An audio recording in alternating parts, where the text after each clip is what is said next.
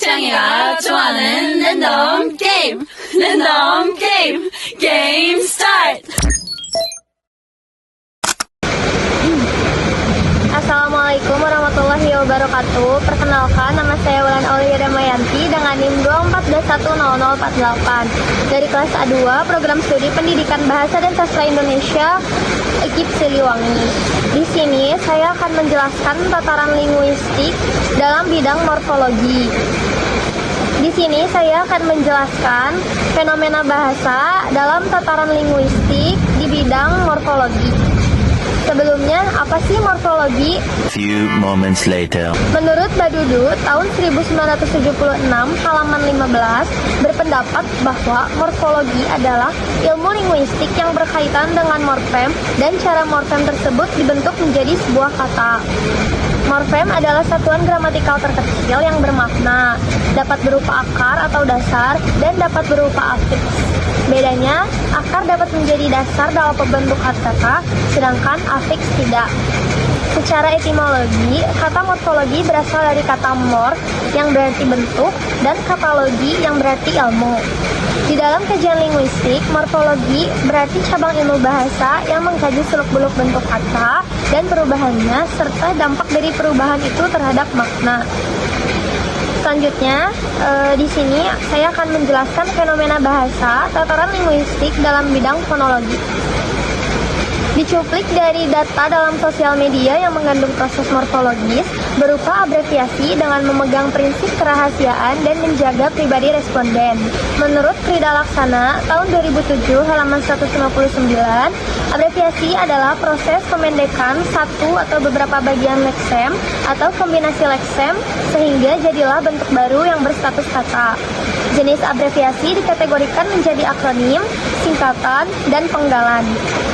Selanjutnya, untuk memahami kategori abreviasi tersebut diklasifikasikan berdasarkan jumlah kata, pengakalan huruf, dan suku kata. Jenis-jenis abreviasi. Yang pertama yaitu akronim.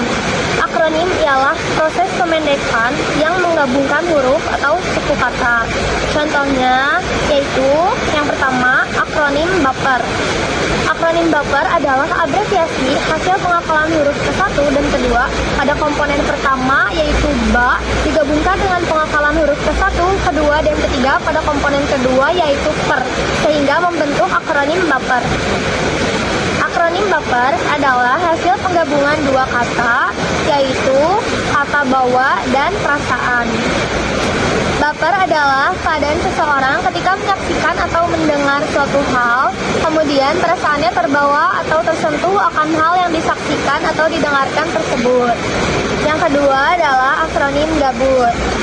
Akronim gabut adalah abreviasi hasil pengakalan huruf ke-1 dan kedua pada komponen pertama yaitu ga yang digabungkan dengan pengakalan huruf ke-1, kedua, dan ketiga pada komponen kedua yaitu but sehingga membentuk akronim gabut. Gabut sebenarnya memiliki makna atau singkatan yang sebenarnya adalah gaji buta, di mana seseorang bekerja hanya menerima hasilnya saja, tetapi tidak bekerja. Jadi dia hanya berdiam saja, tetapi dia menerima hasil, yaitu gaji buta begitu.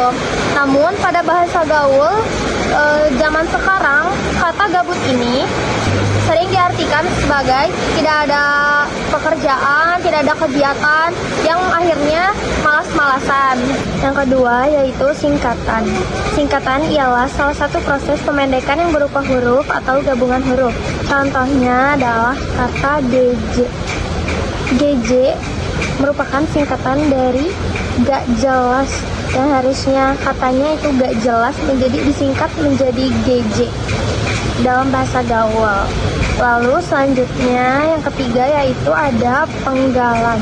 Penggalan ialah proses pemendekan yang mengakalkan salah satu bagian leksem. Contohnya, info seharusnya informasi.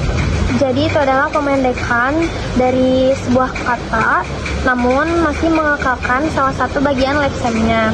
Selanjutnya ada contoh dari bahasa gaul yang merusak eksistensi bahasa Indonesia. Beberapa contoh kata-kata dalam bahasa seperti kata aku dan kamu menjadi gue dan lo atau gua dan elu. Yang kedua yaitu kata bapak atau ibu menjadi bokap atau nyokap. Selanjutnya ada ketidaktepatan tata bahasa dalam bahasa gaul. Contoh kalimatnya seperti aku banget gak suka acara itu. Seharusnya aku benar-benar tidak suka acara itu. Lalu selanjutnya ada analisis kesalahan berbahasa dalam morfologi pada siswa sekolah dasar. Beberapa kesalahan umum yang mungkin terjadi antara lain, yang pertama, kesalahan afiksasi. Siswa mungkin salah menggunakan atau mengabaikan afiks seperti awalan atau akhiran dalam pembentukan kata. Contohnya mengatakan tidurin daripada mengantarkan tidur, atau menggunakan kata bermainan daripada kata bermainan. Yang kedua adalah kesalahan perubahan bunyi. Siswa mungkin tidak mengikuti perubahan bunyi yang tepat saat menggunakan afiks. Contohnya mengatakan kata bekerja daripada kata bekerja, atau kata mendengar daripada mendengarkan. Cukup sekian yang bisa saya sampaikan. Mohon maaf apabila banyak kesalahan. Terima kasih yang sudah menonton dan jangan lupa klik like and subscribe.